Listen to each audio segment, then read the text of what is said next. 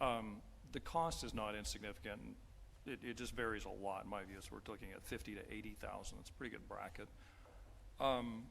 Probably more troubling to me is, and Courtney touched on it a little bit, and that is, to what extent do you, and I've heard you mention, well, you know, we'd have council input and then we'd have community input, and you know, I've heard it referred to before as the Hawthorne effect. You know, it's the thing being watched changes because it knows it's being watched.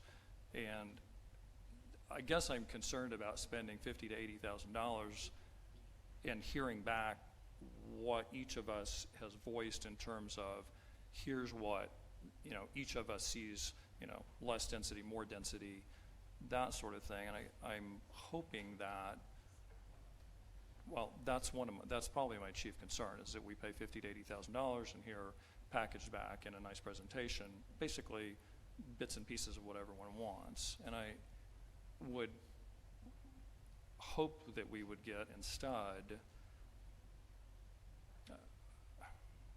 I guess, a process to identify recommendations on where to go without having put out there specifics